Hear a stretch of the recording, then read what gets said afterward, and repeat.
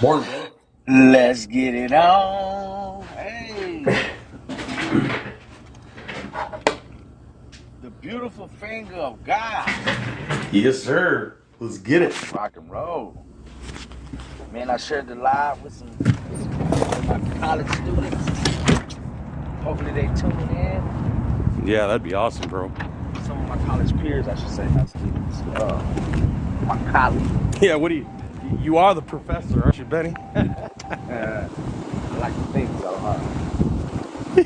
But yeah, after class yesterday, I had lunch with two of them who one of them thought that the Bible was corrupted and it's been changed over time, this and that. He's a young 19-year-old psychology major, and the other guy, he was how can I put this, part of the Rainbow Coalition, but not the covenant made with Noah. And he said he had his own, like he was in the spirituality and he had his own Jesus. So I got to share with them, the truth of the Bible and the truth of the gospel a little bit you know, without how can I say this?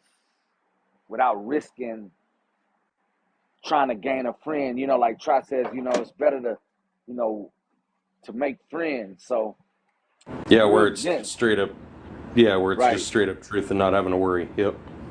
right. So real gentle with them, not cramming too much down them, but just introducing them to them, and then hopefully they tune in, and over the course of the next few months, I can just show them the love of Christ, just how I walk, and never even have to mention the Bible, right?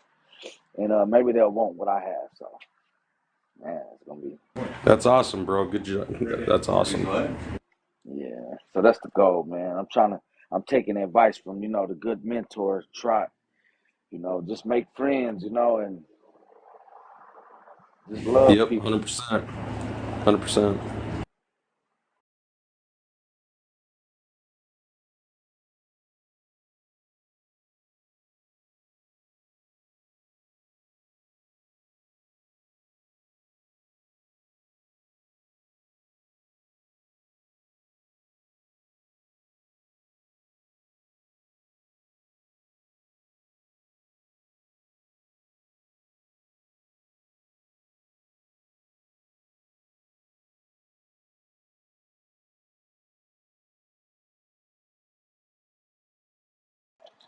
Yeah, my buddy they found unalived in his home last week or so. So the what was it? The autopsy came back. Of course, like the medical examiner, they didn't do the toxicology. We haven't got the results back on the toxicology, but it says that it seems to be that it's just his heart just stopped. He was real overweight, so that could have been a problem. Matter of fact, Who, Benny? it was my buddy. So if you look on my video, that first video I got pinned, where I was, showing my before and after pictures, where I was real heavy, in like two of those clips, where the video is going through clips. Two of those clips, he was in my kitchen taking pictures with me. We both had our shirts off, taking before pictures. Well, he actually got bigger since those pics, and I had gotten smaller. Right, I went on the weight loss journey, and he didn't stick with it, but he actually got bigger, and that could have been part of his demise. You know what I mean? So you say he passed away? Yeah, yep. They found, so he didn't Oh, call in to work. He didn't call in. He didn't show up, of course, and so it was unlike him. So they was like, man, let's do a wellness check. They went to his house and found him in there, unalived, and so that was the night before. Well, that was his birthday morning, the day of his birthday. Uh, they found him unalived. It's crazy. So yeah, it was like really my only friend that I like. He'll come to the house and actually eat with me and my family on holidays, because he's from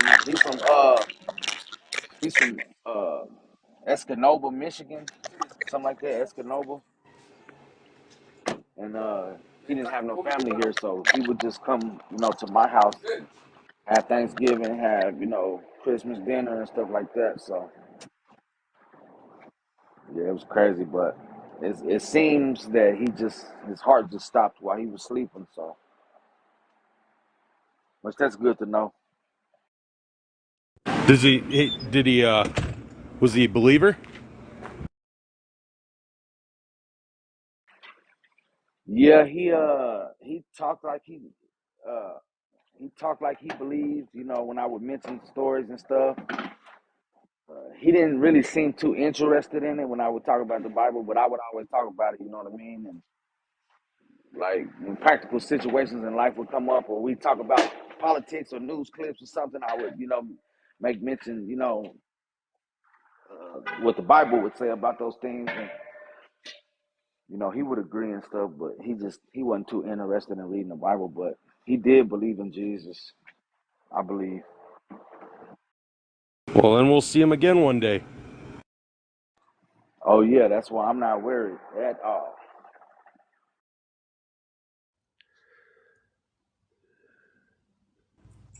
Hey, if you guys are down with it, I got one of CJ's.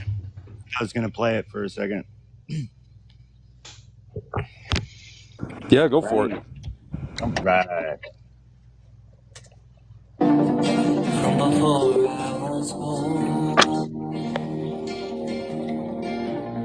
you've had your hand on me. You've been my protection, Lord, from before I could breathe.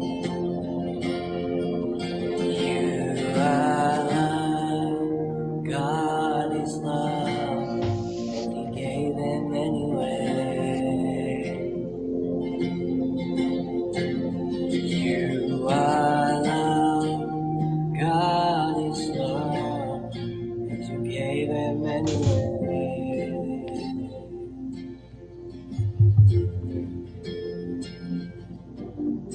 As a child I ran wild and free. You accepted me as I am.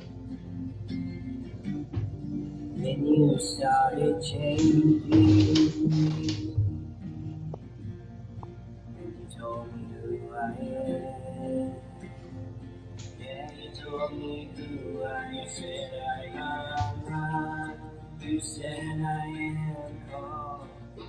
Called yours forever. You said I am free. You said I am complete. Call me yours forever. You said I am loved. You said I am called. You call me yours forevermore. You said I am free. You said I am complete. You said I am yours forevermore. Oh, forevermore, you are love. God is love, and He gave Him anyway. Yeah, you are love. God is love, and you gave Him anyway. Yeah, you are love. God is love, and you gave Him anyway. Yeah, you are love. God is love, and you gave Him anyway.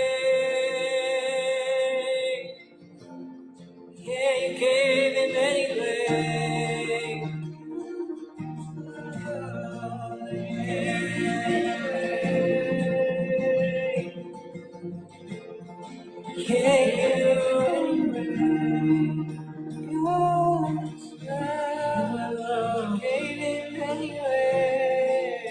Jesus, you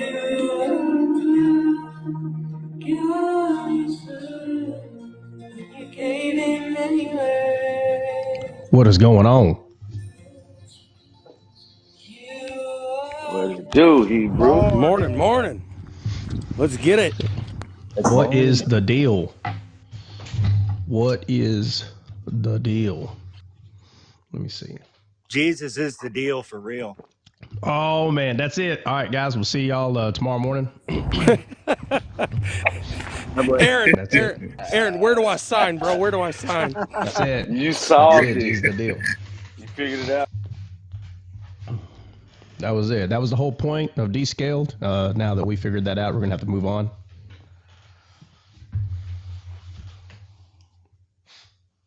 We can move on to gluten intolerance. Yeah, we'll move on to that. Yeah. So, let's see. So we are, I'm trying to move this over here. So obviously today is the day, right?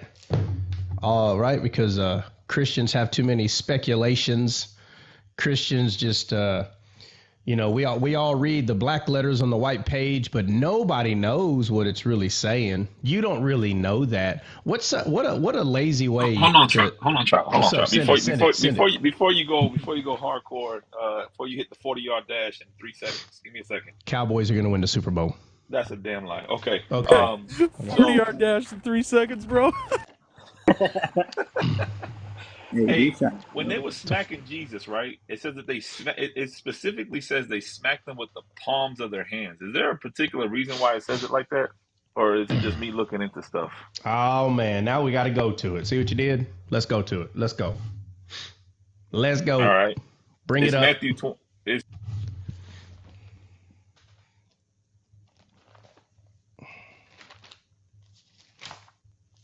Matthew 26:67. I only have one device today. I don't know what I did with my other phone, bro. What? You don't have multiple devices? Bro, it's 2023, bro. Oh my.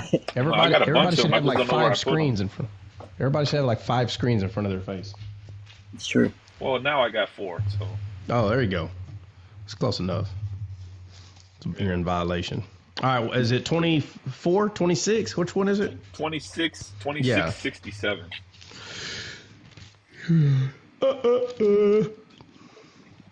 All right. All right, 26. You want us to read it? Yeah, hold on. Before we read it, give me a second. Let's see.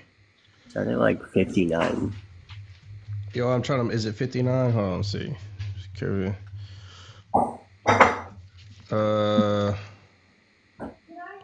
Yeah, you can start around 59. Who's gonna read it? I can read it. I'm there. Okay. Now the chief priests and the elders and all the council sought false witness against Jesus to put him to death, but found none. Yea, though many false witnesses came, yet found they none. And the last came 2 false witnesses and said, This fellow said, I am able to destroy the temple of God, to build it in 3 days. And the high priest arose and said unto them, Answerest thou nothing? What is it which these witnesses against thee? But Jesus held his peace, and the high priest answered and said unto him, I adjure thee by the living God, that thou tell us whether thou be the Christ, the Son of God. Jesus said unto him, Okay, hold on. All right, right there. So this in context, where are we at? What verse? No. In context of this story, what's going on? He's on trial. Yeah. He's on trial. Yeah. Okay, so God is on trial, bro. God. So let's not forget any parabolic part of the Bible.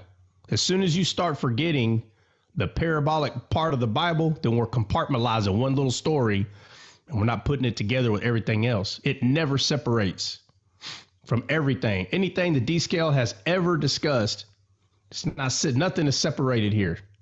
So God is on trial. Okay, go ahead. So verse 64, it says, Jesus said unto them, Thou hast said, nevertheless, I say unto you, hereafter ye see the Son of Man sitting on the right hand of power and coming in the clouds of heaven. Then the high priest rent his clothes, saying, He has spoken blasphemy. What further need have we of witnesses? Behold, now ye have heard his blasphemy. What ye think? Okay. All right. So God's on trial, and God only speaks God's way in the moment of this. And what does he say? What does God tell him? Repeat what he says. He says, Nevertheless, I say unto you, hereafter ye shall see the Okay, Son now of hold on, Man. watch this. Why did he say nonetheless? What was the last thing that was said to him? He said, Do you be the Christ, the Son of God? Okay, hold on. I'll switch the page. Is it 65? Let me see. Yeah. 63. Okay. Now, how many 63. times? Yes. Okay. How many times did they say to him, "Give us a sign. Give us a sign"? And what was his answer? He said he didn't speak. No. I'm saying when the scribes and the Pharisees kept telling him to give a sign. There is no sign. There is no not, sign. the You sign of shall signs not receive only, a sign. He says, "You not." Okay. So now he's on trial. Same people. It's the same people that's been asking to give a sign, give a sign. So now they're like, "We got you. We got you, homeboy. You're on trial now." So they says, "Tell us whether thou be the Christ, the Son of God. Tell us." And he said, "Nevertheless." Does anybody know what that means? Does anybody know what nevertheless means? Like anyway. He's Like like, he's anyways. Yeah. He's like, "Hey, bro, yeah. check it out. Now that you're done with all your babbling, let me just tell you something now." He's like, "Anyways, bro, look, it's not about, listen, it ain't that Jesus was like, look, man, anyways." No. He wasn't being rude. He just heard all the carnality that he could. He done heard it all. He's like, look, either way, it's more like either way, but you can, for us in 2023, bro, in this Western world, it's anyways. Okay. It's anyways. But he said, look, bro, either way. And then what is the one thing that Jesus always does? What does he always do, bro? He just tells the truth, regardless if you understand what he's saying or not. He's going to say it the only way that he says it. And he says, I say, bro, he said, you say this. Moses said that. I say, bro, he keeps saying it. He keeps saying the I am. He keeps speaking from position of authority. He's not just saying, well, that's what you said, but look, man, and this is a misunderstanding, bro. Look, all I'm saying is that's not what he's saying. He's like, all right, bro, anyway, I say unto you, hereafter shall ye see the Son of Man sitting on the right hand of power and coming in the clouds of heavens. Okay, so they get mad, and we know that the people that stoned Stephen, this is what Stephen said, right? Yeah. Stephen's like, and here we go with the splitting the hairs. Well, Stephen said he saw him standing. God, this is all about authority, okay? This is not about freaking chairs being in heaven. Calm down. Calm down with the chairs being in heaven. This is a position of authority, period, okay? The fact that the atom of God's heart, the apple of God's eye, the atom is now in position of authority is the point that Stephen is making. And this is why they rent their clothes, because of the position that he's putting himself in. Okay, so go ahead and read after that. Start at 65. All right. It says, Then the high priest rent his clothes, saying, He has spoken blasphemy. What further need have we of witnesses? Behold, now ye have heard his blasphemy. What ye think? They answered and said, He is guilty of death. Then did they spit in his face and buffeted him, and others smote him with the palms of their hands, saying, Right. Prophesy unto us, thou Christ, who is he that smote thee? Okay, so as soon as he proclaimed who he was, they mocked him, just like the Bible said they would. They mocked him right there. All that is mockery. But how they mocked him, my friend, is what the way that they mocked him is how the whole thing comes together in complete prophecy. It's how they did it. Okay, right? Ishmael mocked Isaac. Samson, bring him out so we can make sport of him. That word sport literally means mockery. They mocked him. Joseph had a dream. The brothers mocked him. On and on we can go. We see this seed, this spiritual seed. You can see it traveling through the whole Bible, and then it comes right here, and they mock him. When the actual prophecy actually takes place, he's the real thing, not just a shadow. Now the real thing's being mocked. And the details, though, how detailed it is. So look up the palms in Greek. All right, give me a second. I gotta switch to. Oh, where'd it go? Is that Son of a biscuit. 27? The first time? It's 2667. Oh, okay, sorry. Got you. So it says, then they spit in his face and they buffeted him and smote him with the palm of their hands. This G4474 is like a whole thing. It says to smite with a rod or a staff, to smite in the face with the palm of the hand, to box in the ear. I better not have to explain what this means. Hey, let me say this. How many coincidences does there have to be? When are you going to open your eyes, stop kicking against the pricks, and say that descaled is not just making the Bible up as they go? How many more times do we have to see what we call in this world? It's just a coincidence. Listen, it's a coincidence maybe if it happens one time. But when you start getting into the hundreds, this is what's called blasphemy against the Holy Spirit. When God is showing you something over and over and you keep hardening your heart to it. If you don't know what blasphemy against the Holy Spirit is, let it be known today what it is. It is not when an unbeliever who has a carnal mind, understand that God came to forgive the sins of the world, okay? And he did it when everybody, quote unquote, would say that we were committing blasphemy because we kept denying God. No, my friend. God knows exactly when a person commits blasphemy. It's when they know, it's when they have been shown something over and over and they keep hardening their heart to it like Pharaoh. You don't understand yet what a reprobate mind is? You don't understand when God says that he will give you over to that? It's a choice that you are making. You are making the choice. How many more times do we have to go over this until you finally bow down, not to Trott's doctrine? I didn't write any of this. I don't. First of all, let me say that if you don't know, that's going to be the next thing. Trot didn't write the Bible. Guys, I didn't write any of this. I'm not saying go to the Greek so I can manipulate what it's saying. Are you serious right now? So I didn't tell Dre to bring this up. I don't think I've ever went over this with Dre.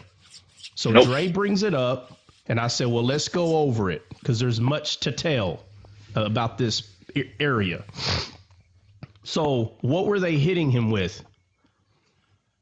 It says the palm of their hand, but the translation also says that to smite with a rod or a staff, which would have to go back to Moses and the rod. Okay, the but rod. what does rod represent? Authority. Authority. Yeah, authority. Okay, Yeah. so when you watch this, when you put forth your hand in the Old Testament, why is it worded like that? They're receiving something with an open palm. What are they doing? Okay, if you walk up to a tree and you see an apple, do you tell the tree, "Give me that apple"? No, you put you forth take your it. hand. Context of what we're talking about. What are you doing? Taking it. Believing. You're taking it by your authority. By authority. You're taking it because you're understanding that you have authority to take it. So instead of them with the open yad, the hand, the open hand to receive gifts, the praise and worship, when you lift your hands up and both of your hands are open, the yad, the open hand, they took it and hit him with it. We got to go back to watch. Listen, we got to go back to Balaam. Hold on. Say that again. Say it again. Hold on. Let me say this first. We go back to Balaam. Balaam's donkey was a female, right? Yeah. Okay. He's riding this donkey, and he said the donkey tried to turn away. What did the donkey to go in the direction he wanted it to go? Nobody remembers? We got to go back to that. Slapped it, huh? He open-handed it. He said he slapped it. All right, let's go. No, let's go to it. Somebody find numbers 30, 40, somewhere over there. Let's go to it. This is what I'm talking about. Man, I just seen something too when you get done. Try to. Okay, well, write it down. Don't forget it. Look, all these little bitty puzzles are needed to see a bigger puzzle. Do it. All right, I got it. I got it. You ready? All right. Okay, so what was my question? Numbers 22. What was my question? How did he make the ass move? Yeah.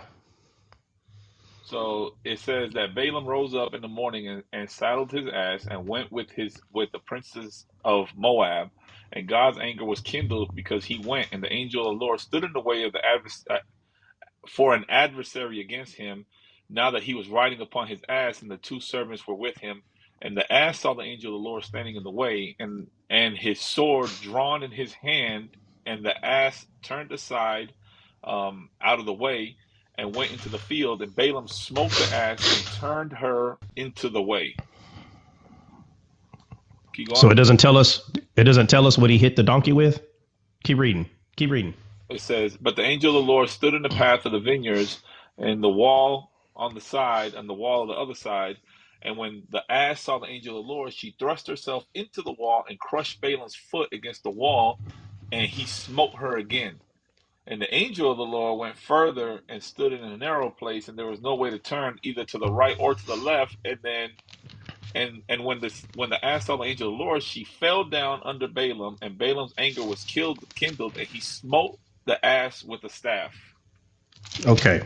So what has he been with? A rod. Yeah.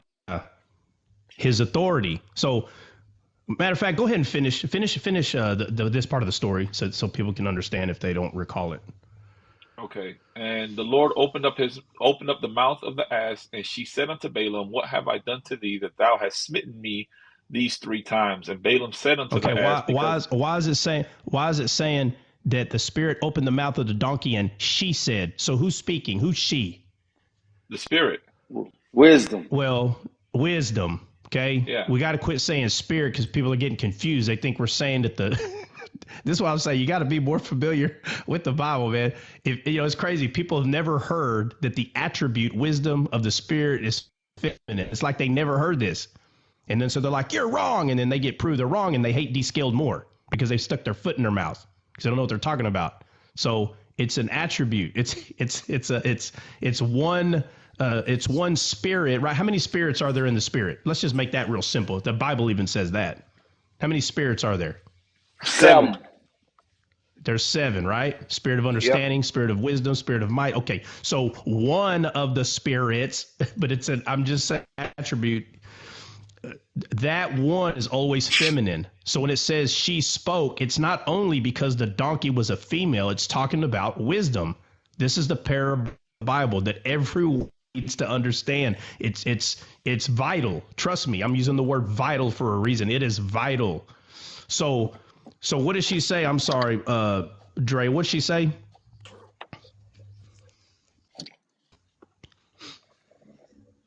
Hold on, I got a phone call. And No, you're good. it just so happened to speak. Go ahead, my bad.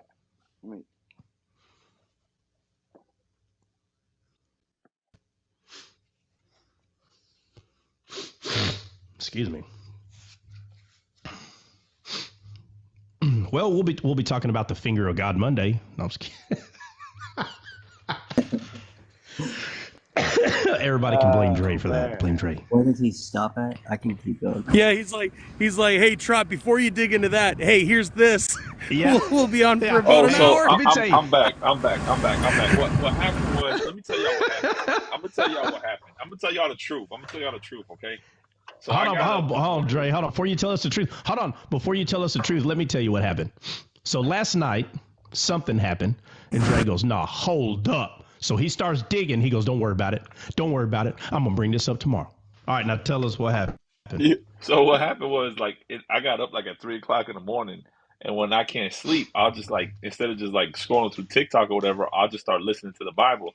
So I was listening to the Bible, and I just got my eyes closed. I'm just meditating, listening, and then I was like half asleep. Then I was falling asleep, and I heard they smote him with palms, and I jumped up. I said, "Hold on, palms means wisdom."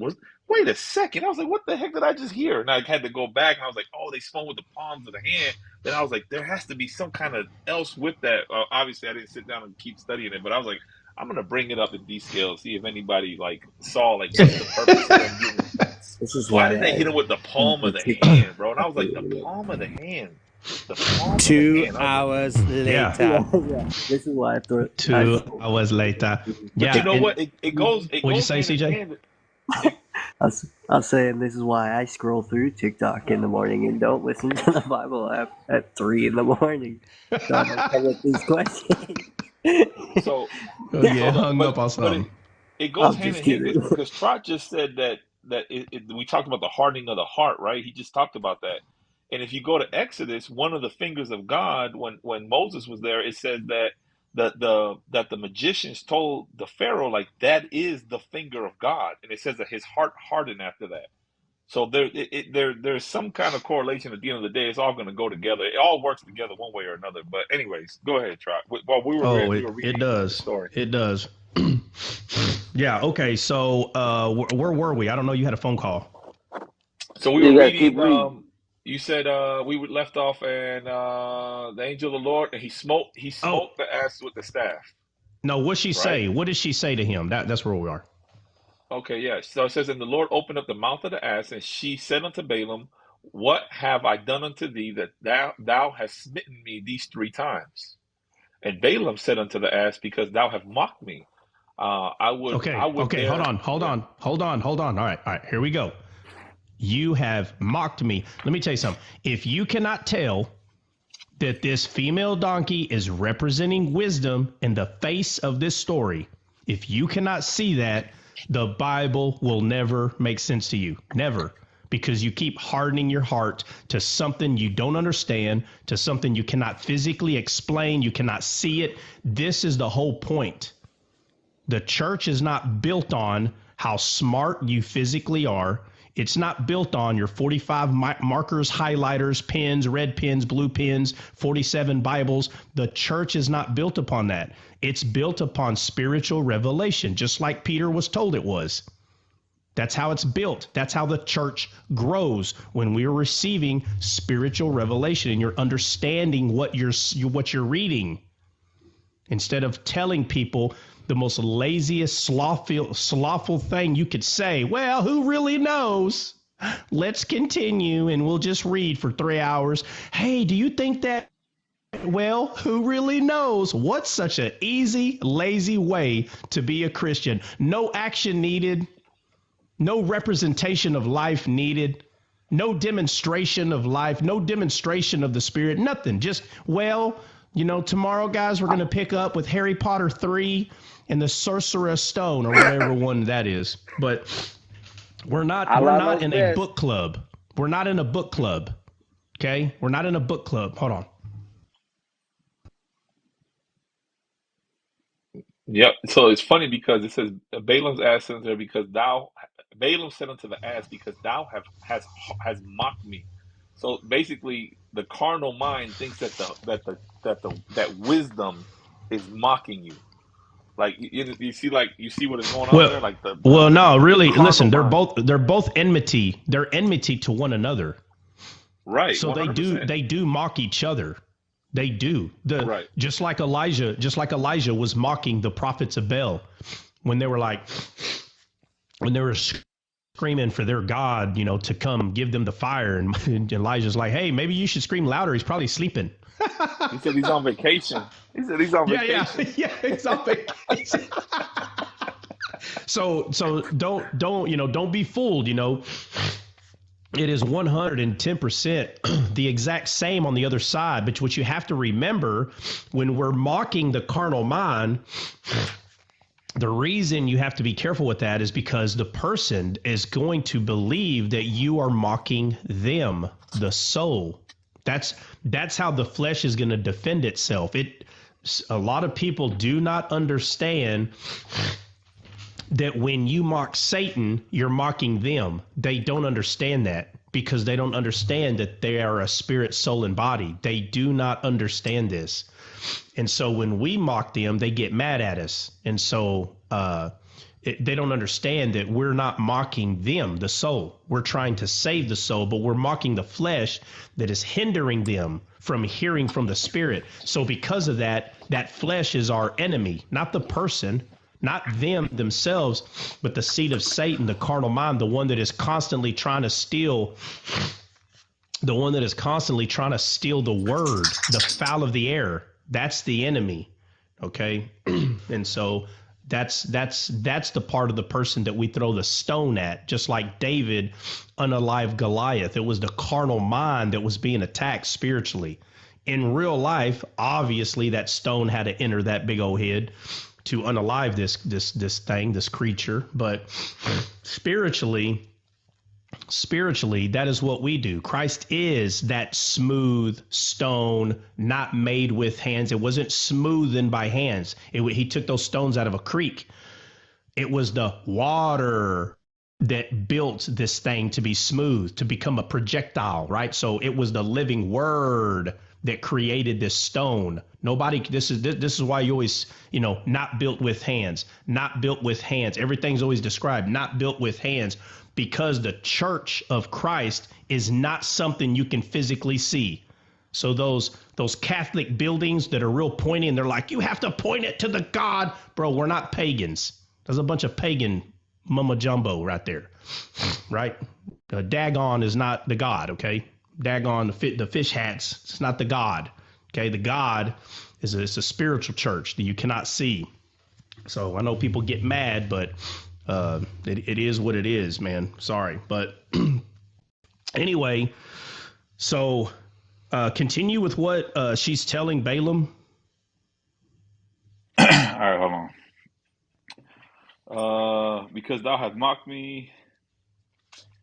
29, I believe it is. I was at. It says, and Balaam said unto the ass, because thou hast mocked me, I would there were a sword in my hand, now I would kill thee. And the ass said unto Balaam, I am not thine ass, upon which thou hast ridden, ever since I was thine unto this day. Hold on. Was I ever wont to do so unto thee? And he said, Nay. Then the angel of the Lord opened the eyes of Balaam and saw the angel of the Lord All standing right, in all the right, all way. right. Let me go. All right, let's go back to that conversation. So the donkey said, have I ever done this? Have I ever acted like this since I was yours? This is the spirit talking to the man. Pay attention, right? Because the spirit is the burden carrier. Yes or no?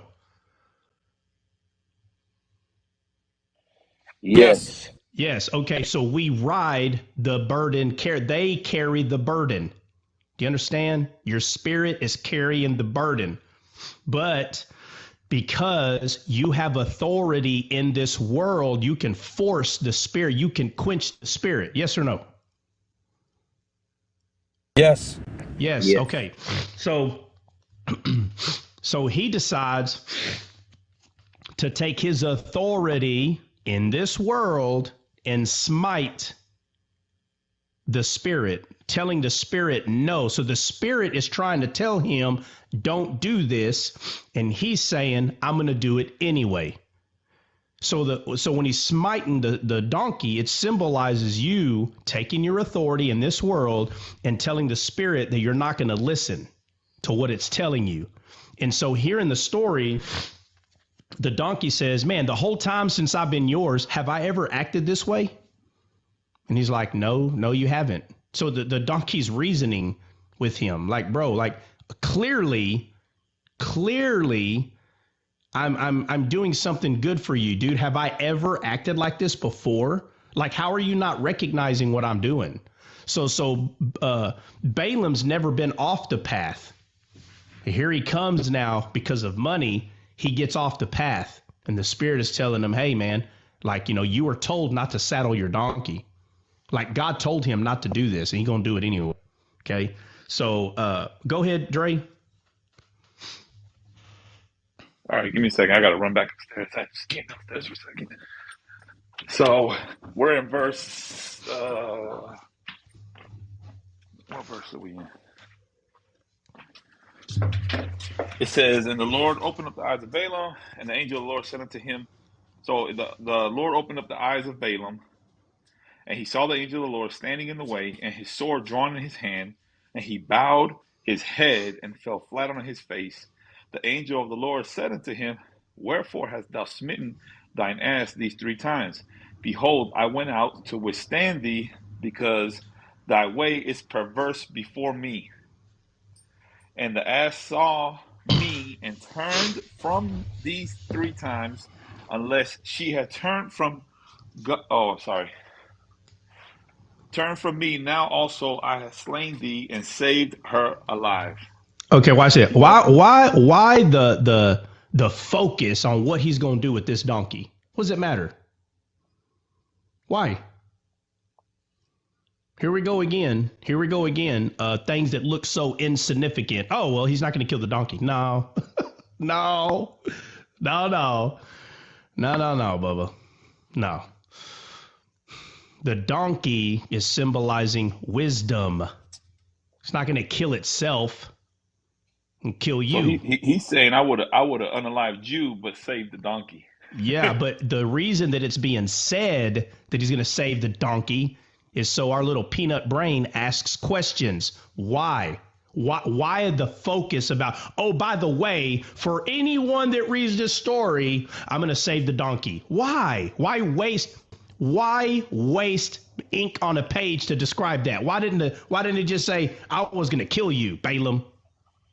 Oh, and by the way, I was going to save the donkey. Oh, because God's an animal lover. Is that the point? He's trying to show us how he loves animals. Yeah, Dumb Friends League. Oh man, it's so many times you'll see this exact thing happening throughout the Bible. You'll see it. And if you ain't paying attention, you're missing it, because God is trying to speak to your spirit, not to your carnal mind. Your carnal mind sees, if I took out everything out of the Bible that seemed insignificant, the Bible will be split in half. There'll be 2 of them exactly the same size. That's how many of them there are in there. So now we're just going to say it's just a bunch of fluff and wasted time, and it was just in there because the story sounds better. Come on, man. Come on. How many more coincidences? Okay, so with all that being said, that was just one example of how we use our authority hitting the spirit with our rod, because that's the authority. And if you don't understand that your body has authority in this world, whether or not you're carrying around a stick, okay? We're on this side of the cross, and what the Bible is trying to say is people, when they open their mouth, they're speaking only from one side of authority. There's not 50,000 authorities, man. You either sound like Satan or you sound like Jesus. And I'm not talking about if you're cussing, and I'm not talking about all that. I'm not talking about how someone taught you when you were young how to cuss and look like a fool. God does not look on the outward appearance of a man. He looks at the heart. So when someone in this world is going through hard times and they fall down and they can't stop talking to God about it, you really can see where their heart is. They may not have their mind renewed because they still fall in these areas in their life, but when time gets hard, that's all you can hear them talk about, and they don't know what else to do. They don't know what else to do, so they do only what they know how to do, and that's to constantly cry out to God. And a lot of these people, they're always crying out for miracles, and I'm telling you right now, that's wrong. So the type of person that I'm describing, I'm telling you there's a better way to live. If you're always falling in these areas and you're crying out to God and crying about how sad this, you have not learned to live under the blessings of God yet. You're still crying out for miracles, and he loves you, and he'll send the miracle because he loves you. But when you live your life from miracle to miracle, it is a hard life. There is a better way. You can live under the blessings of God. I'm telling you, it's true. There are two ways to live with God on this earth, from miracle to miracle. And let me tell you something, in order for a miracle to occur, there has to be a hard time. So basically, you're not understanding that it doesn't matter how these hard times come. 90% of it, if you're one of these people that are constantly in a hard time, constantly. I'm not saying, because you can't control other people's decisions, okay? I'm not talking about those. I'm talking about some of them that are self-induced, and you're trying to blame the devil, and the devil's doing it. No, I'm telling you, if you don't like where you are the majority time of your life, it's because of your stinking thinking. The problem's in between your ears, and you have to change the way you think. If you want to change where you are in your life, you have to change the way you think. It cannot be, I'm going to live my life however I want, and whenever a hard time comes, I'm going to cry out to the Lord, and he will save me. That is a sad life. You need to learn how to live your life under the blessings of God, okay? I'll give you an example. It's a very simple one, but if you can't hold a job, and let's say you've had 5 in 1 year, I'm sitting here telling you, you are the problem. That is one example.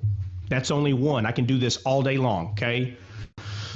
I can do this all day long. You are the problem. There is some self-centeredness going on, and you don't want to deal with it. And I'm telling you, if you do not deal with it, it will be like this the rest of your life. You won't be able to help anyone else keep a job because you yourself ain't learned how to do it. But you'll give advice all day long on how to give you'll do it all day long. We're not talking about perfection. This is not the point. This is not the point, right? So if you want to call, 3 levels, fine. We'll say there's 3 levels. There's crying out for miracles every month about something. You're always crying about something. Then you got living under the blessings of God, and then you got perfection. Well, guess what? None of us have moved on to perfection yet. Okay, so that's not what I'm talking about. Hard times are going to come here and there. But I'm telling you, if you got a lot, if you are calling up your friends and family every week or month about another hard time, you are the first person. And if you don't change the way you think, this will never end. It just won't.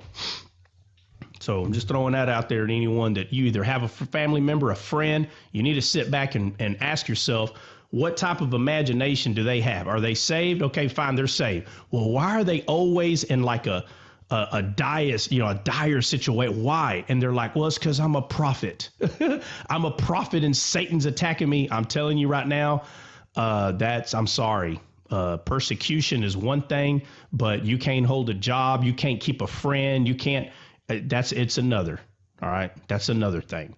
All right. So, let's move on from crying out to God for miracles every month. Let's move on from there and let's live under the blessings of God, right? Showing up late to work all the time. And let's say that's the reason you're always fired.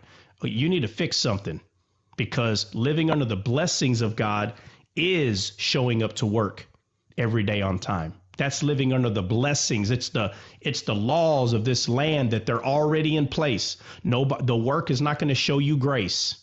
Your job's not going to show you grace. Well, I know you're late for the 47th time, and we said if you hit 40 that we're going to have a talk. Well, it's been 47, and we just need to talk now. And then before you know it, it's been 8 years. Well, it's been 8 years. You've only been on time one time, and we're just going to show you grace again. No, that is not the real world.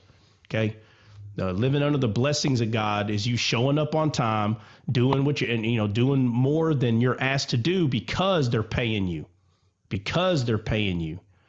Okay, that's showing people you're Christ. Nobody's going to be perfect. Heck, I've been late before, not in the military, but in other jobs that I've had. I've showed up late, but I'm telling you, 99% of the time, there was a reason.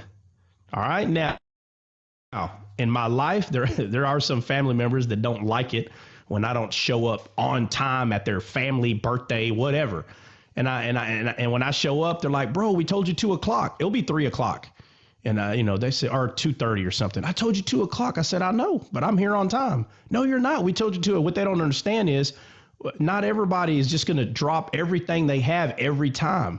If I got stuff I need to do, I'm going to take care of my stuff. You have to take care of you a lot of the times. You can't always focus on everybody else. So I've been late to things like that before, but I knew I was going to be late. I knew I was. I'm not going to be late to work, okay? I'm not going to be late to work. Are you serious? Better not. It's a totally different story. Now, of course, if you're always late to your family members' gatherings, that's not a good thing either. But, I make it very clear to them, listen, guys, I love y'all to death. But if I got something I really need to finish, I'm going to finish it and I will be here. OK, I'll sing happy birthday all the way over here. I promise, all 15 miles. I'll sing it 15 times. So when I get there and y'all have already done it, my bad. OK, I'll take a picture. I'll video record it for you. OK, so, but they do want you in the photo, blowing out the candles, singing. OK, I get it. Whatever. We'll play the game. It's just a game. But with all that being said, we're talking about authority is the whole point. I'm trying to show you that we have authority in this world. You don't have a stick. None of us are walking around with a stick, okay? But you are a stick in the eyes of God as far as, and because we're all trees, okay? We're all branches. If you don't understand that, I'm not sure what you're reading in the Bible. You are the branch. You yourself, you are the rod. You're a rod, okay? But you're either dead or you have almonds. You have fruit hanging off of you. And Jesus says that without him, you can bear no fruit. And he is literally saying that you are desolate and you are dead without him. You're a stick, you're a branch nonetheless, but coming out of the sand. There's no life in you, but with him there is life. And so the reason that I went to Balaam, because it was one good example of showing how Balaam was smiting, right? He was hitting the spirit with the staff or a rod. And so here we go. We go to the comforter himself. We go here, and he is the ass. If you do not know that Jesus is the donkey because he is the spirit, so you have the angel with the sword drawn in hand, you have the spirit, right? You see two there, right? Because we know there are three. I don't care what anyone says. The three are one, but there are three. You cannot deny that, for instance, I'll just use Father, Son, Holy Spirit. There is a Father, there's a Son, there's a Holy Spirit. And so I understand the great debate, okay? But to say that it doesn't say the Father, the Father, the Father. It doesn't say the Son, the Son, the Son, and it doesn't say the Spirit, the Spirit, the Spirit. It says the Father, Son, Holy Spirit. It makes it very clear that there are three. It makes it very clear. Now, the argument is three what? How are they three? I get it. But you can't deny that there's three. You can't deny that. You can't. Whether they're separate, whether they're all one, I'm not talking about that. I'm talking about the way it's described in the Bible. Is it described as three? The answer is yes. You cannot refute it. What people get caught up in is the arguments of, well, all three one, or they stay separate, or what? I get all that. The point I'm making is, here is the promise to come. Here he is. And now all of a sudden he starts speaking wisdom, because that's what he says in Matthew 20, was it 6, 26? Let's see. Yeah, Matthew 26. Yep, 26. Yes, 54. So when he speaks, he says, "Thou hast said, nevertheless, I say unto you." He ain't trying to hear nothing that carnal mind. You have to understand, he is in a spiritual battle, 100%. All right. Let me tell you something. Don't turn this into your spiritual battle. Don't be walking around the world saying that you're in a spiritual battle. Everything's spiritual. No, no, no. If you're late to work, you're fired. That ain't got nothing to do with no spiritual battle. Stop the nonsense. Okay. If you hit somebody, you're going to jail. Quit trying to be in jail or prison or whatever, and then blaming the world that they're persecuting you and you're the one that's slapping people around with your authority. Okay, calm down.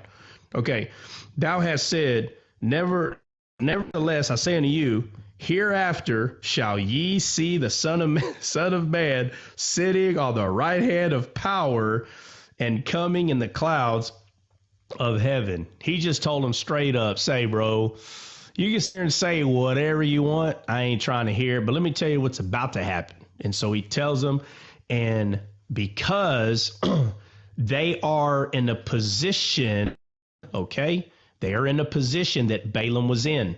They have a decision to make. They can receive the wisdom or they can smite it and harden their heart. And they smote the donkey.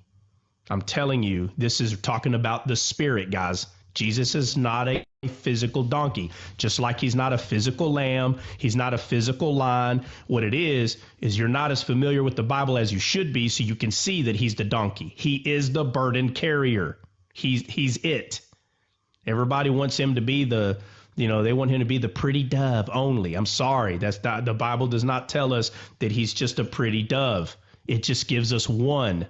And then it tells us he's the lamb. And then it tells us he's a lion.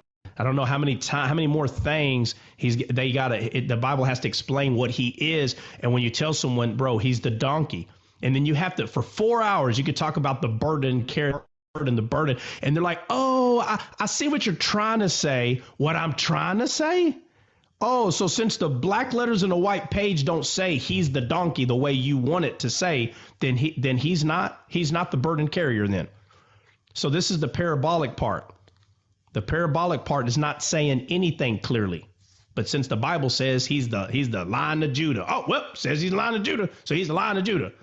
Man, it calls him a lot of things. How are you not seeing these other things? You're hardening your heart to a truth is what you're doing. It's very true. You can't deny it. You can't. So this is what they're doing. So now we go to the part where it says right here, this is Matthew 26:67. Then did they spit in his face and buffet him, and others smote him with the palms of their hands, saying, prophesy unto us, thou Christ, who is he that smote thee?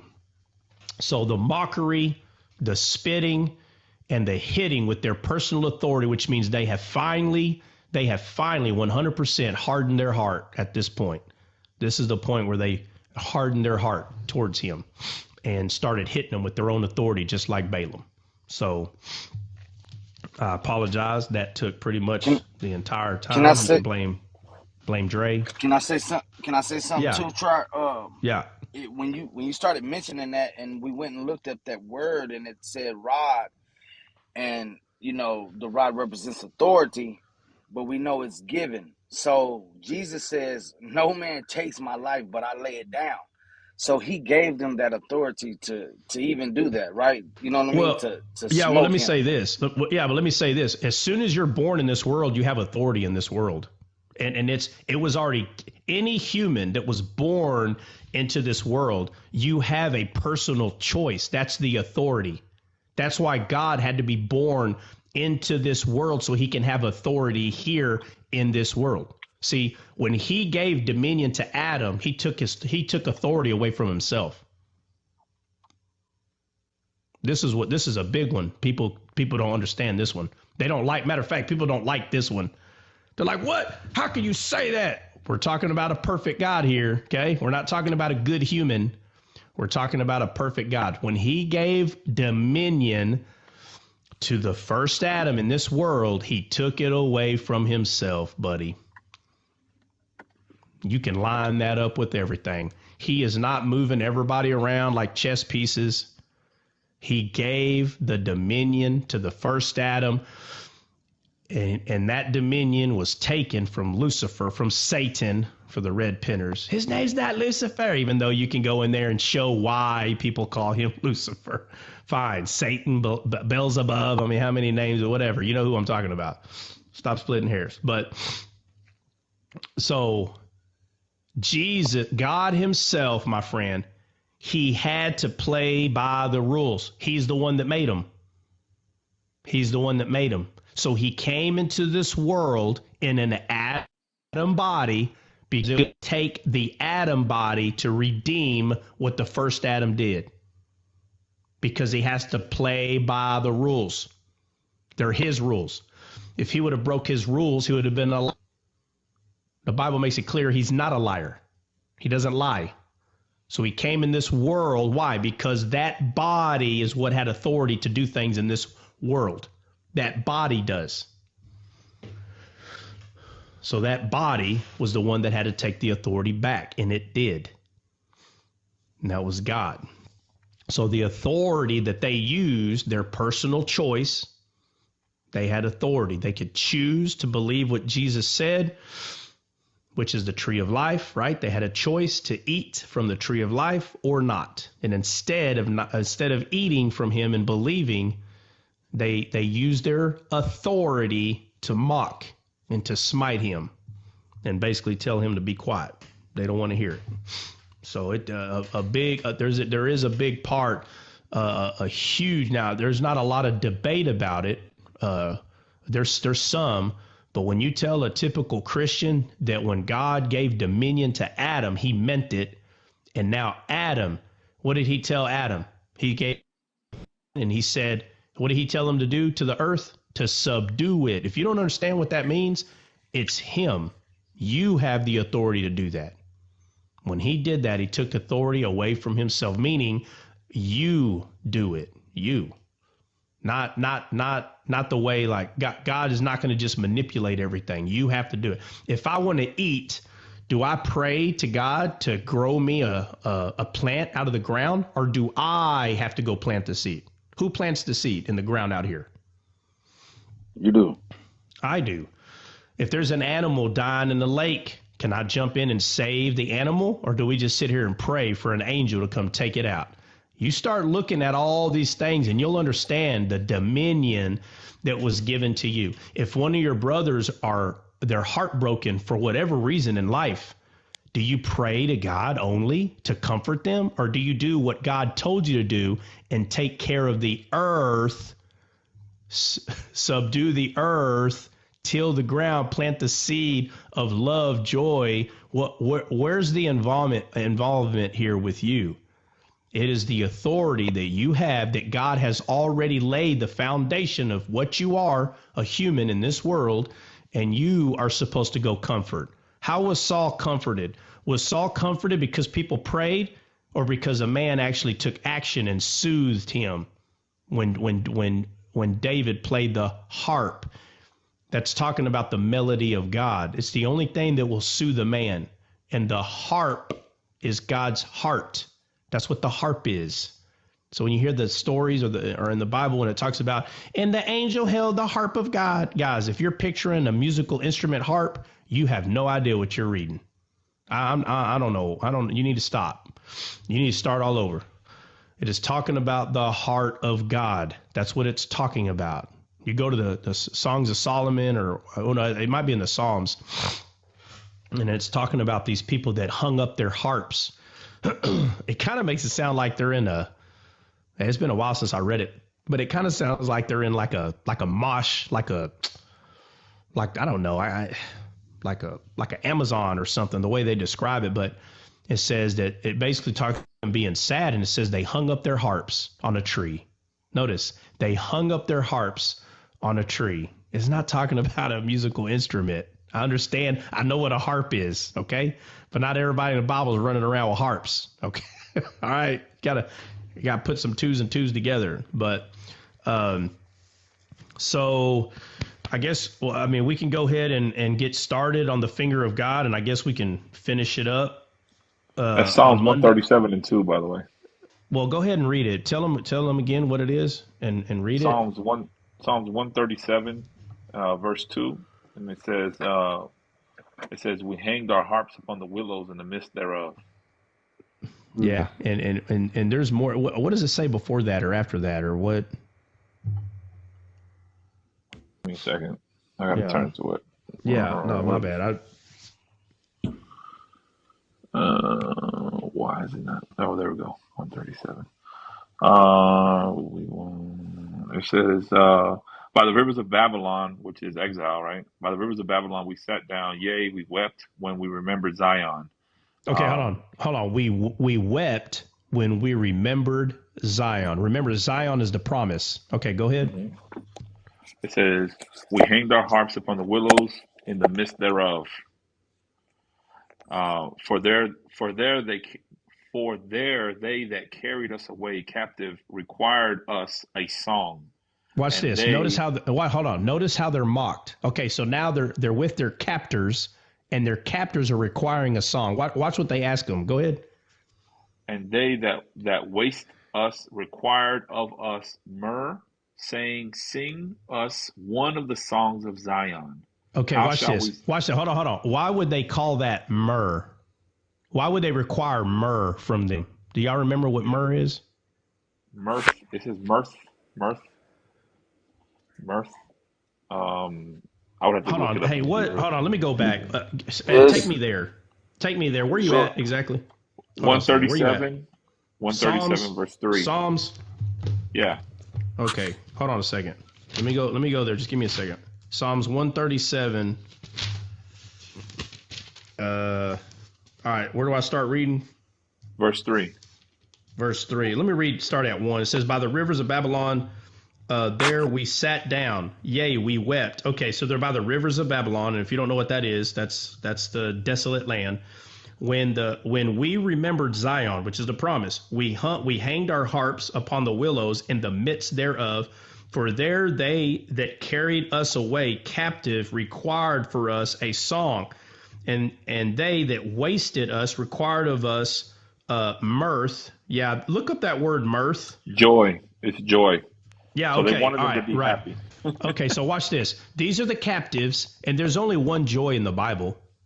What's joy in the Bible? The kingdom of God. Right. That's the joy. There is no other joy. Okay? If you see the word joy and it's talking about having joy, there is no other joy. This is not talking about you have a birthday party and someone bought you a 100-inch flat screen TV and you say, "Oh, I'm such a joy." No, it ain't talking about that kind of joy. It's talking about God's joy. Okay? Talking about God's joy. All right, and it says, required us of mirth. Okay, that joy right there only comes from Christ. And how do you know that it's talking about Christ? Because it says that they required of us mirth, joy, saying, this is what they said, sing us one of the songs of Zion. They want to hear the good news. There is no other joy. Joy only comes from the good news, the joy of the Lord. Okay? And it says, how shall we sing the Lord's song in a strange land, bro? Wow. That's crazy. Bro, hey, imagine, right? Leaving Eden, and you're in the desert, and they're like, hey, tell us the good news. How could we here in this desolate place? Okay, so it says, if I forget thee, I said, so this is them. This is the Zion people. If I forget thee, O Jerusalem, this is the promised land. It says, let my right hand forget her cunning. Oh, my Lord. Listen, David was cunning on the harp. There's two cunnings in the Bible. There's two.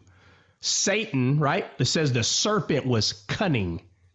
And it talks about David was cunning player of the harp. So Satan is good at selling his merchandise, but God is better. The truth, the merchandise of the truth will always prevail over a lie merchandise. So it says, if I do not remember thee, this is 137:6. If I do not remember thee, let my tongue cleave to the roof of my mouth. Why? How would it? Because living water, dry mouth. cling to the top of my mouth, if I prefer not Jerusalem above my chief joy. Remember, O Lord, the children of Edom in the day of Jerusalem, who said, raise it, even to the foundation thereof. O daughter of Babylon, who art to be destroyed, happy shall he be that rewarded thee, as thou hast served us. Happy shall he be that taketh and dasheth thy little ones against the stones. And so when Jesus was told about dashing the stones, this is part of the area that they're referring to right here. Let me see. Having takes and dashes your little foot against the rock. Yeah. But anyway, let me see. But anyway, yeah. So, because I was talking about the harps, it talks about them hanging the harps. It's talking about that. I mean, I hate to say it, but they're heartless. Like they're no longer, like something is wrong, and so because I'm talking about the melody, right? The melody of the word. Let me go back to Matthew 26.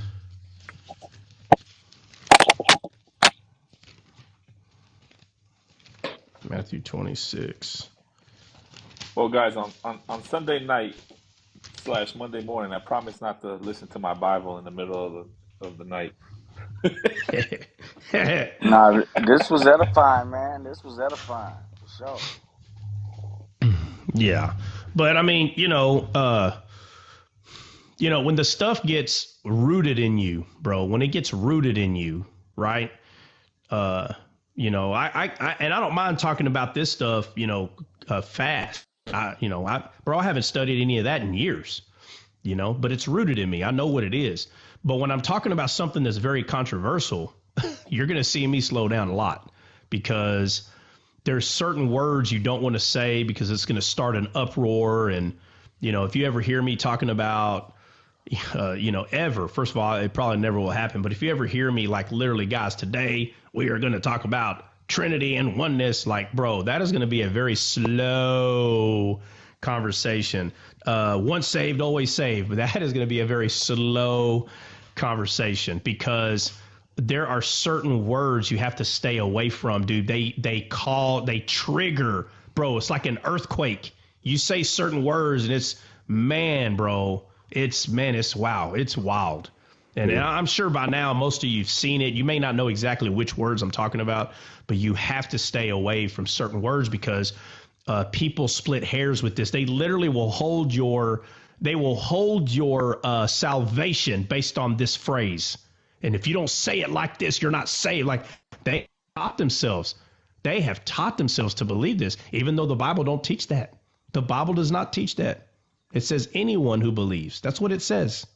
So the gospel part's simple, very simple, easy, the gospel. Okay. And if that was all there was, then that's all there will be. But God, Proverbs 25 tells us that he conceals things, and the kings search it out. It's an honor for us to search him out. And it's not just the part of the gospel that's simple. That part's simple. But there's so much more to learn and to understand how God views things and how he sees. And I'm telling you, it does help. It does help with an intimacy with him when you can understand the way he authored the entire thing, not just the gospel. Bro, the gospel's the simple part. There ain't a whole lot of work that's put into that. You hear the good news, you become redeemed. It's very simple, okay? You don't have to go to college for 8 years to say, well, I'm saved now. That's not good. That's not good to have a thought. It helps with intimacy with God. It helps you understand what you are and how you operate. And it separates how God thinks and the way he sees, because you're able to separate your flesh, which God is not this dead flesh that we live in. This is not God. This is not what he created. So when people say, but it's the image. No, it's not. I'm sorry. No, it's not. If it's not 100% the same, my friend, it's not the same. I can't go take a bunch of brownie dough, Invite all y'all to my house and make brownies. So many brownies that I have 5 pans, 16 by 9 or whatever. I got 5 pans of brownie. And before y'all eat them, I said, I just want y'all to know that in the batter, I took my finger and I poked Trot's poop with my finger. I poked it. So, after I got my finger out of there, I can see some poop on my finger. And I stuck that in the batter, and I blended it up real good. So I'm not really sure which one of these brownies has a lot or a little, but guys, it's okay. Bro, it's no longer a brownie. I'm sorry. It's no longer a brownie at that point. You can call it whatever you want. It is not a brownie. Yeah, it looks like a brownie. It probably still smells like one because it's just yeah, but the point is, that's what people are trying to do with our bodies. They're saying, no, we're the image of God. Bro, no, this flesh is dead. There's no good thing in it. You can sit here and fight with it, but that's how it looks. No. How does it look to God? Corrupted. Period. The end. It is now corrupted, my friend. It's not the same. When Jesus came, he was the image of the invisible God. Him. But yet he looks just like us. So then, then we're all the image. No, buddy. I'm sorry. No, 100% from God's heart directly. There was no sin in his body. If God was like we'll just say the Father's way up there looking down and he sees like all the people walking around, I'm just giving a visual. Every one of us would be black and Jesus would be bright. He'd be the only light on the whole earth. That's what he saw. It was the only thing that looked like him. Nothing else did. Just him. Listen, try it. Hold on, man. What? Huh? Look at Mike Garcia. What? Oh, man. Well, let me find it. Hey, you wild, Mike, bro. Dre, how was the brisket at Trot's? I don't get it. Oh.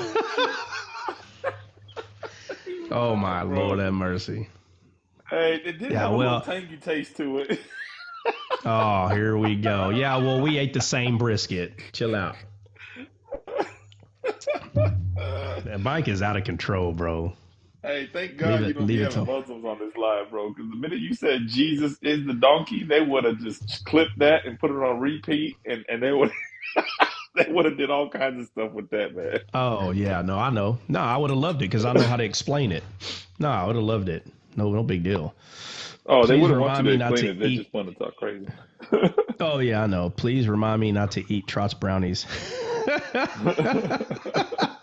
Oh, that's it. I'm gonna know it's you. You're gonna be sitting by yourself in the corner, Jessica. I'm gonna know it's you. Not sure what they do. Electronics. Oh, anyway. Let me see. Yeah, so yeah, there you go, Dre, man. When you brought that up, bro, it's been so long since I talked about that, but as soon as you brought it up, I was like, wait a second, bro. You think you're going to get a 30-second answer for that one? Now, don't get me wrong. There are some where I'm like, oh, well, let's just look at this. And, or maybe I really just wanted to hop in the next study so bad, I give you like a 10, 20-second answer. But this one right here is just too good. There ain't no way. I would have done a disservice. Matter of fact, this one right here specifically would have been so wrong if I just kind of gave a 10, 20-second answer. So that would have not been edifying at all. So Freddie had a funny one in the comments there. He said, if you eat whatever Trot's got, it'll give you the trots. Oh my God, y'all dumb. Gene said, if you can't see that with Balaam, you are spiritually blind. I'm telling you. Who said that? I didn't even read who said that. Was Hey, Benny, me and you going to do all the cooking in Oklahoma, bro. Oh my God! Don't worry about it. Hey, don't worry about it. I'm bringing MREs. Don't worry about it. Let me see. Oh, that was Gene. Hey, Gene, how long you been listening to D-Scale, bro? Masco. Brett, what's up, little trots? Shut up, bro. Y'all are stupid. 2 minutes to get Three more subs? What are you talking about? 2 minutes to get 3 more subs and descale. Subscribers. It's only 20 cents. There's a thing running right now, as you can see. Actually, it's What? 30 seconds left, but there's special rewards if you get 3 subs. So I was just putting it out there. Special rewards? Who set that up? Who set that up? It's just something they do because you got 2, so they say get 3 more. So 20 cents a day, y'all, if you're considering it. We got. Oh, I didn't know. Okay, we got subscribers. My bad. I'll call them out here in a minute then. Gene, 1 month. Gene's been here 1 month. All right. Well, all right.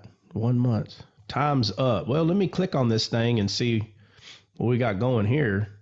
Not really sure. Let me see. Let's see. Oh, dude, we got two new subscribers. Let me see who they are. Aaron, you haven't? I thought you already subscribed. Yeah, something happened with it. I had to resubscribe. Oh, okay. And Samantha, man, we got 2 subscribers. Bro, we hit the 20 goal. Oh my Lord, have mercy. Well, shoot. Hey, y'all, don't forget to subscribe on YouTube. That's absolutely free. So if you're in here and you like, listen, if you don't catch all the lives live, subscribe to the YouTube channel. They all go up there. You can go back and check them out. So, and that's absolutely 100% free. Yeah. Brett said, what kind of perfume did the woman wash Jesus' feet with? Oh, man, that's another hour. Well, I'll tell you, it's probably called confidence. It was called confidence, bro. That's what that perfume was called. Gladness. Yeah, what kind of perfume that we can talk about that too. 100%. 100% we can. But I don't think today's going to work. We're about to get off in about 10 minutes. So today is Friday. And, man, we made that video and everything, bro. God almighty. Guys, we're going to have to talk about the finger of God Monday now. Dre just couldn't simmer down. He couldn't take it. He's like, we're going to talk about this.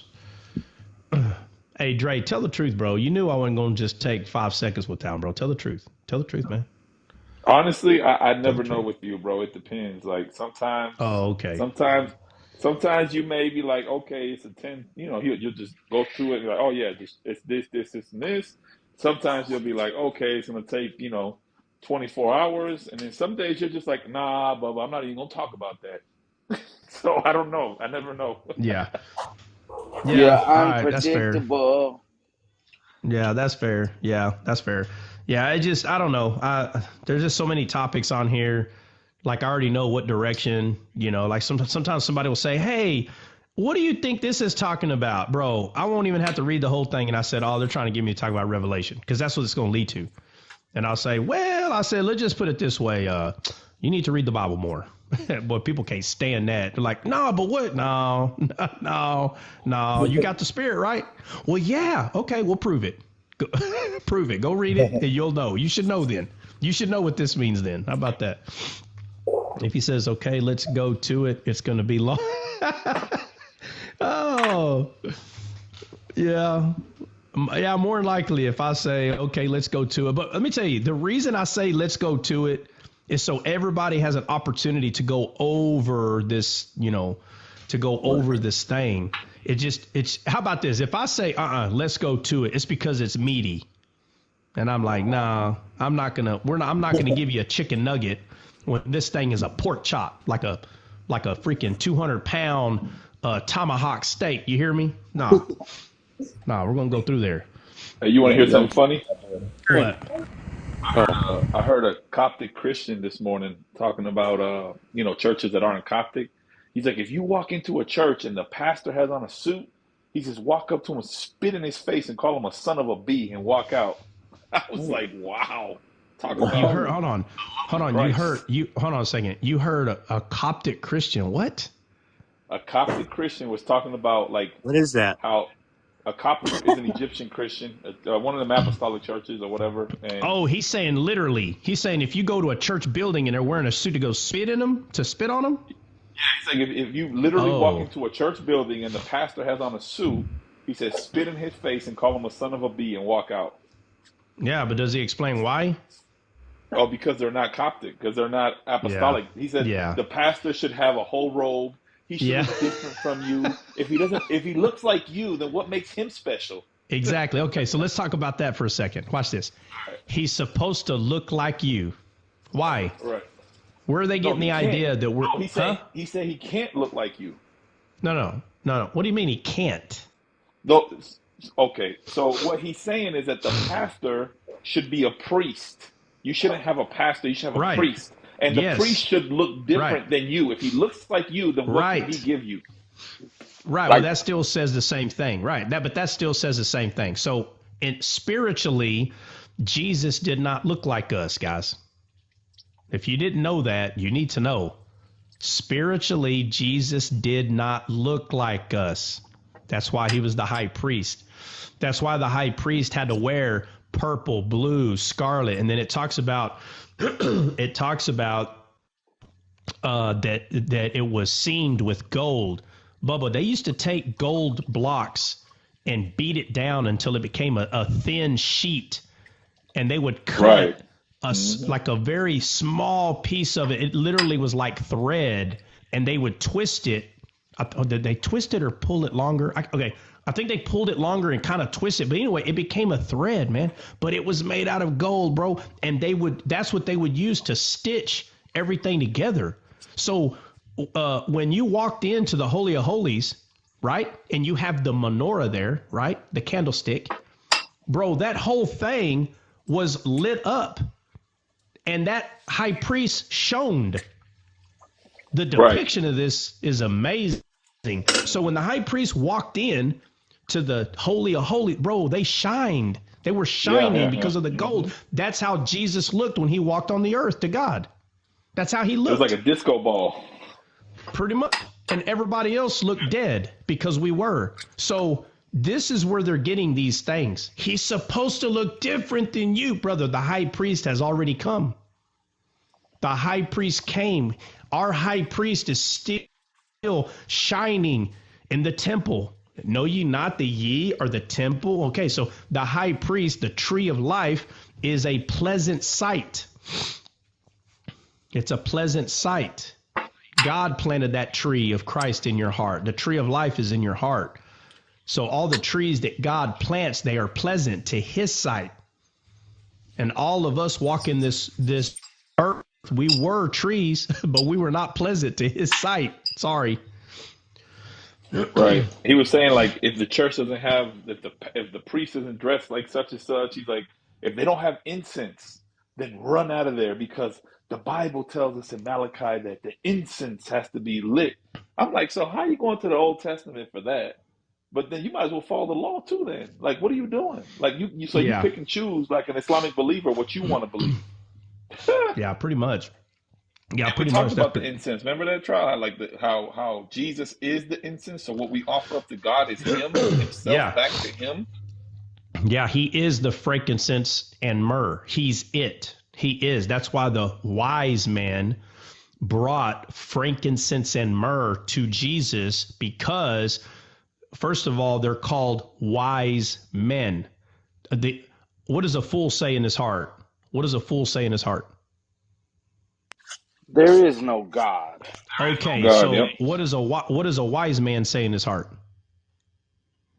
There is God, obviously. There is God. They say Israel. That is what they say. Out of the heart, Israel comes, because the promised land is the heart, Israel. Okay, so the only way that a human can offer something to God, what happens when a man offers his own works to God? What happens? It's trash. Okay, so give me two instances in the Bible where it proves that your own personal works is trash. Just two. Saul, when he made the sacrifice, and Cain, when he brought the sacrifice. Okay. Okay, that's fair enough. Your own works. Okay. So there's two instances that your own works that you cannot offer your own works to God. What's the only thing you can offer to God that will be pleasant and pleasing in his sight? What's the only thing? Jesus. Jesus. Okay. So the reason that the wise man, which is not a foolish man, because a fool says there is no God, but the wise man went looking, and where did they come from? What direction did the wise man come from? East. From the east. Okay, so they came from the pleasant land because they're coming from the east. They're entering this world, right? Because that's where Jesus came from, if you didn't know. And they gave something to him. The only thing that can be received by God is God himself. And so they gave him gold, frankincense, and myrrh, because gold is for deity. That's why the mercy seat was solid gold, and that's why it's called mercy. Jesus is the mercy of God. They offered gold, frankincense, and myrrh, because frankincense and myrrh is the scent of the field of God, because he has the scent of the field. That's why Joseph, when he got sold to the merchants, it's not a coincidence that they were Ishmaelites, the ones that mocked Isaac. They were Ishmaelites. He was sold to Ishmaelites, and they just so happened to be sellers or merchants of spices. So now here's Joseph, the shadow of Christ, sitting on a merchant trailer full of spices, and he goes to Egypt. And the Bible says, who is it that comes out of the wilderness with the smell of spices? It asks a question. Who is this? Who is this? It's Christ. It's Christ. He is the one that has the smell of myrrh and frankincense, right? He said, I heard my beloved knocking at the door. I heard it. So I went up to look, but my beloved was not there. But on the door handle, he leaves frankincense and myrrh. Why? Because that's his scent, meaning he was touching the door. He was touching it. He knocks. Why is that such a hard Hold on, let me say this. concept, Let me though? say this last part. So when we offer Jesus to the Father, it's pleasing because we're offering gold, frankincense, and myrrh. This is the reason that the wise man presented these gifts to Jesus, because for people that spiritually understand what the Bible is saying, you understand why they're offering these three things. They didn't just, when you hear preachers say, well, of course you're going to offer gold. It's the most expensive thing in this world. No, buddy. No. If you offer anything other than the promise, my friend, it will become your own offering, and it will be pushed away. They say, oh, well, frankincense and myrrh, oh, it's such an awesome thing. Really, let me tell you something. America is one of the most lavish countries around. Not the lavish, but it's one of them. And how funny that nobody wears frankincense and myrrh. You know, if frankincense and myrrh were so glamorous in this world like they claim, we would smell it everywhere. Because one thing America knows how to do is it knows how to take something that's very valuable and make sure that they sell it to everybody that that's what you should be wearing. How come that's not the main fragrance of everything that we do? Why not? How come you don't see frankincense and myrrh as one of them melted pieces of plastic that you stick in one of them heaters, make your house smell nice? It has nothing to do with that. It has everything to do with spirituality. Okay, so nobody's over spiritualizing. The Bible makes all this clear. The problem is not enough people are understanding the parables in the Bible. They don't understand what they're reading, so they just read it and they make it sound good in some form or fashion. And they say things like, oh, well, yeah, I mean, wow, gold, frankincense, and myrrh. Yeah, I mean, what else would you offer a God that's born? Brr. No, bro. No, I fully explain why the wise man offered these things. They came from the east. That's how you know they came from the east. And of course, we know it's because of Daniel's influence, right? Daniel was in Asia, pretty much, right? Daniel showed them, right, the astrology part, that there's going to be a star. It was Daniel that did all this. Daniel showed them. So they were influenced. All these years passed by, dude. But Daniel became the wisest man out of all the wise men in that area. It was Daniel. Daniel did all this. And so they passed this on from generation to generation. And finally, the star came and they went and followed it. So physically, the story is amazing. But what's happening is, here's the thing. How would they know to bring gold, frankincense, and myrrh? It was because of Daniel. Daniel understood the Bible. He understood the word of the God. Don't you understand? He understood. He understood, man. Hey, listen, when he's born, you need to take gold, frankincense, and myrrh. When he's born, he knew. He 100% knew. He was the influencer for these people that brought this. These people came from Asia. You know how far away that is from Israel? You think they were under the law over there? You think they were under the law the same way? I'm sure he talked to them about it. But these people were influenced by Daniel. Very important. I mean, 100% important to understand that. But that's what we offer, guys. If you don't understand that, when we go to God, the only way that we were able to have something to give as a gift is because it was given to us first. We had nothing to offer God. So God gave us his son, which is gold, frankincense, and myrrh. And as soon as we received it, we offered him up, and it became a sweet savor to the Lord. All of us are wise men seeking Christ, trying to give the pleasantness to God. We're all the wise men. The Bible does not tell us how many wise men came. It says they offered 3 gifts, but it does not say there were 3 wise men. There could have been 100. There could have been 2. There could have been 1,000. It doesn't say. The reason it's not numbered is for the same reason that the children of Israel, they were always told to all the kings, do not number them. Talking about the Levites. Do not number them. Do not number them. The number is not going to be known to us. We are not going to know how many wise men there are entering Eden, heaven. You're not going to know. That number is to be unknown. But that's what we offer. We offer Christ. Basically, we offer God back to himself. That's what we do because we didn't have it. Now we have it and we can offer it. Anyway, if there, guys, y'all got something to say on the panel? I think that was my point. Like, why is that such a hard? Like, Christians should really understand that concept at this point. Like, there's nothing that you can do that makes you pleasing to God unless it's Jesus. Like, Jesus is what makes you pleasing to God. So when people talk crazy, like, yeah, you know, Trot may be the favorite, but guess what? Trot still doesn't please God. It's Jesus that pleases God. Yeah. Right. Yeah, but that's why, hey, bro, you got, hey, hold on, let's not lie here, man. That's why I'm his favorite, bro. Okay. Oh, what happened? What was that? I don't know. Oh man, I got my boy Benny running for his life, bro. That plant just caught on fire. Run, Benny, run, buddy.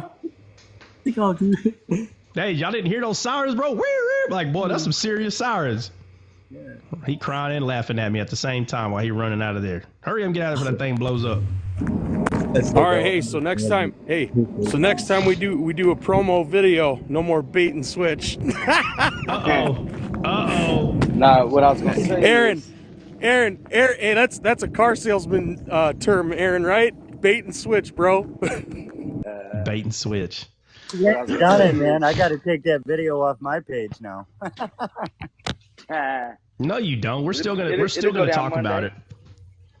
Yeah, it's going down Monday. It's all right, guys. Hey, the Bible never gets old, man. The Bible never gets old.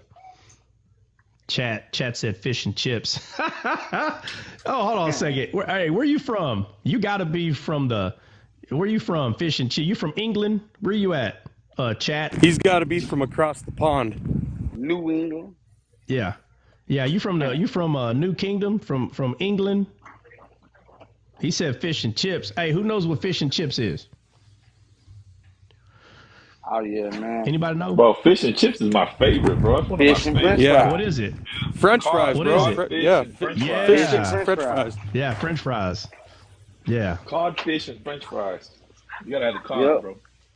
Hey, what I was gonna Yeah. say is, yeah, you're right, Dre. People should know that by now because the Bible makes it clear. It is impossible to please God without faith. It says, without faith, it is impossible to please God. That's how we know Jesus is faith, because He's the only way Yeah. we can please God. So, boom. Yeah. So, and Bro, I that's ain't gonna another lie. thing, right? We start That's talking one of about the Jesus. topics. That's one of the topics that get me in my belly, though. Benny, I ain't gonna lie, bro. I can't stand when people like. It just doesn't make sense, bro. Like it doesn't take a rocket scientist to figure out that that is what pleases God. So then when people start adding all this other stuff, like you have to do this and you have to drink that and you have to eat this and you have to get washed, and it's like, bro, that's not what the Bible says. Like, where the heck y'all get this stuff from, man? It's very frustrating to me, bro. I agree. Yeah, and especially when you're talking about Jesus being faith, right? And they're like, no, faith is faith, and Jesus is G. I said, okay, so basically you're saying there's two things that pleases God, right? You're saying there's two things. You're saying that Jesus pleases God, and you have to understand Jesus is God, so God Himself pleases Himself. Okay, so what's faith then? Faith is faith. No. What is it?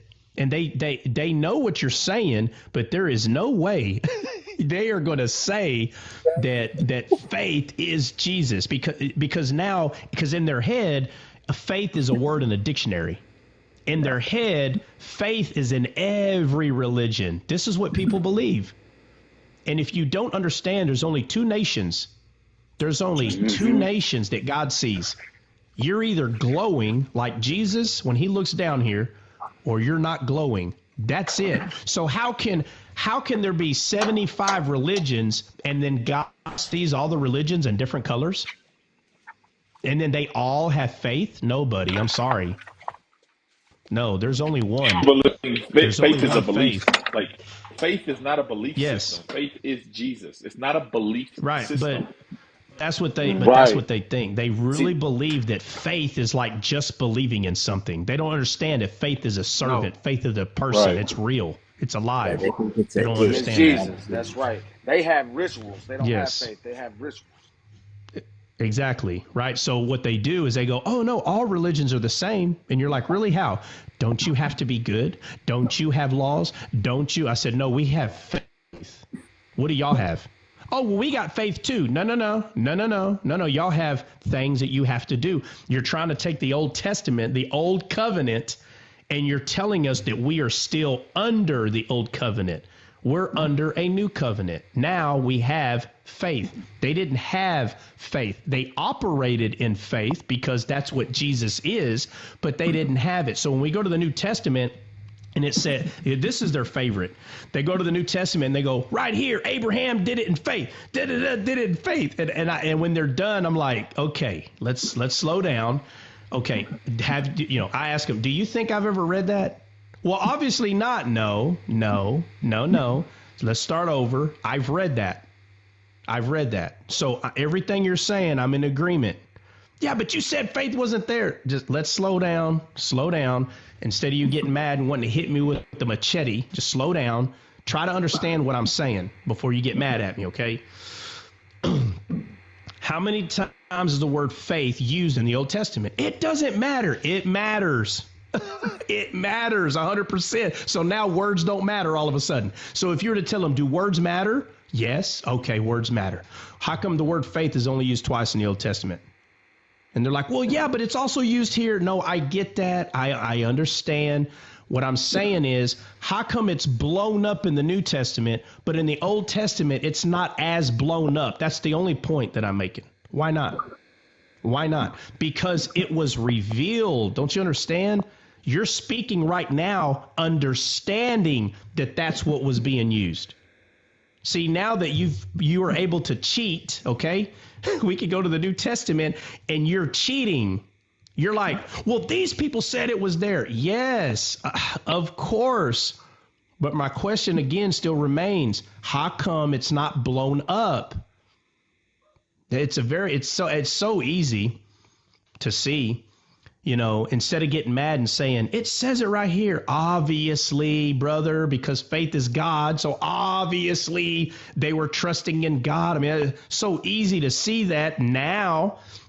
See, now that we're on this side of the cross, it's easy for us to look at the answers and say, oh, well, this is the answer. But the problem is getting the answer yourself. That's the problem. Do you think it's okay to go to a teacher and say, hey, give me the answer to this equation? And then they give you the answer, and then you go show everybody you know the answer. But then when they ask you to show your work, you can't, so you get mad because you can't show the work. It matters. It matters because it's not rooted in you. You don't have the understanding rooted in you. You think it's okay just to have the answer. It's not just okay. For salvation, yes. But when you're understanding how God writes the Bible, you don't understand. But you know the answer. Because the gospel is easy, and thank God it is. Thank God it is, 100%. But what the guys in the New Testament are saying in Hebrews, they received the revelation. Oh, they did all this by faith. They did all this by faith, guys. So what are they getting at? You're saved by faith, right? That's why the Bible says that we were saved by grace through faith, through it. Saved by grace through faith. The revelation of that is in the Old Testament, but now in the New Testament, because it's been revealed. But the point is, when God talks to them at faith, he tells them what they don't have. He calls them a faithless generation. He literally tells them what they don't have. And then he tells them later on what they need. They didn't have it. It was not given. Don't you understand? As a gift, it wasn't given. People were operating individually here and there, right? You see Abraham and you see these people that were operating in it, but it was not given as a gift, is what you're not understanding. Everybody wasn't using it. I could talk about this for days. I can literally show people that they're wrong when they think that faith is just like thriving in the Old Testament. Bro, no, it wasn't. It was hard to come by. If you haven't been paying attention, it wasn't easy. How come all the people turned away from God and said, Moses, oh God, Moses, you talk to him. Really? So now we're going to say that faith was a gift for everybody. It was not as easy as you think, my friend. Not like it is today. We do not think the same as the people in the Old Testament. We don't. The gift, which is the promise, has not been given yet. It was covenants.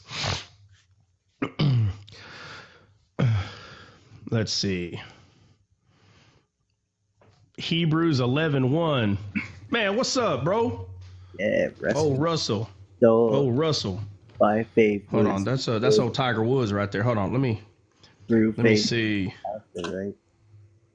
Do what? I said by faith was before the cross, through faith was after. Yeah. Yeah, by faith is before, through faith is after. I'm just checking in. I know you are, bro. Let me see. You said in Hebrews 11:1, God, who at sundry times and in diverse manners spake in time past unto the fathers by the prophets. Okay, that's Hebrews. Oh, wait a minute. I'm sorry. That's Hebrews 1. My bad. I was like, man, that's not relevant. Hey, that's good though. Oh, yeah, that is good. Okay, let's see. Hebrews 11. Man, I done passed it up. Hold up. There we go. Yeah, this is what I'm talking about, right? It says, now faith is the substance of things hoped for and evidence of things not seen. What was everybody hoping for, Russell? The promise, right? Yeah. Was everybody hoping for the promise? Everybody. They knew about the Messiah, right? Now, faith is the substance of things hoped for, the evidence of things not seen. Not seen. God cannot be seen. So Jesus is the hope of glory. He's it. He's the thing that was not seen. And when faith came, what does the Bible say about faith coming? Y'all remember? Anybody remember? Before they were shut up to the law. And, Nobody remembers? But then when faith came. Grace and truth or what? Oh man, really? Where is it? Y'all gonna make me look for it. I was hoping somebody had it memorized. All Romans. right. My bad. That's all right. That's all right. How long must Trot be with all of us vipers?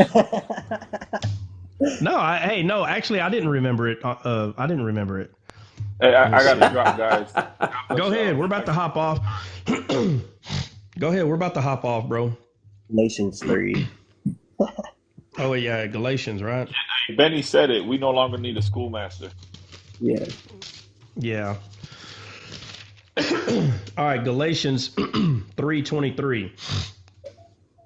3:23 says, but before faith came, we were kept under the law. So watch this. So before faith came, we were kept under the law. So people that are trying to use Hebrews to say faith was always there the way it is now, this right here refutes that. They didn't have faith. They had the law. Okay. It says, but before faith came, we were kept under the law, shut up unto the faith which should afterwards be revealed. So what does that prove? Was faith revealed in the Old Testament? No. No. It was revealed in the New Testament, not the Old. So when people are trying to use Hebrews and say, no, it said they operated, look, Abraham by faith. This right here by faith. Right. Which is clearly showing you don't understand what Paul is saying here. Faith had not come yet. That doesn't mean that the option wasn't there. Talking about the gift of faith was not there yet. 100%. I don't understand what's so hard about this. When you start understanding what faith is, when you truly understand what it is and you see that faith was Jesus the whole time, it will revolutionize the way you see the Bible. It will, 100%. I think Aaron threw out a scripture. We'll look at it real quick and bounce. 1 Corinthians 13. Oh, yeah. I mean, shoot. Like, bro, like all day. Do this all day. 1 Corinthians 13. And now abideth faith, hope, charity, these three, but the greatest of these is charity, which is love. But it says, and now abideth faith, hope, charity. Now, just like Paul said. Anyway, let's see, Alex. No, you can. Well, for Alex, you can thank Dre that you didn't miss it, because Dre just had to talk about something else, and so we discussed that. We were supposed to talk about Finger of God today, but we will be talking about Finger of God Monday. Maybe we can Bait and switch, buddy. after Yeah. we do something on faith. Yeah, maybe. Famita, I don't know how to say your name. Don't be mad at me. I'm sorry. Famita, what's up? Because Russell just asked a question. That's why. Hello. Hello. Hey, Famita, how you doing? I'm well, and you? Doing amazing. What's on your mind? Amen. Now I'm just hearing you're speaking about faith. That's a good subject on faith. And the first thing that comes to mind is faith comes through hearing and hearing the word of God. Yes, faith does come by hearing. Absolutely. Yes, Let me see, Russell. And Ephesians 28, Ephesians 2 verse 8 says that a person is saved by grace through faith in Jesus Christ. That's right. Through faith in Jesus Christ. Well, Russell had a question. Let's see. One quick question. What is it meant, the phrase, oh, ye a little faith? So far, Russell, you've brought up two verses that people use when they do not want to believe that Jesus is faith. If you go look up that word little, Russell, right? It says, quick question. Oh, ye of little faith. That word little is talking about time, not measurement. It's talking about time, not measurement, right? So Jesus is not telling Peter you didn't have enough faith, because if that was the case, he would have never walked on water. The Bible makes it very clear that Peter walked on water.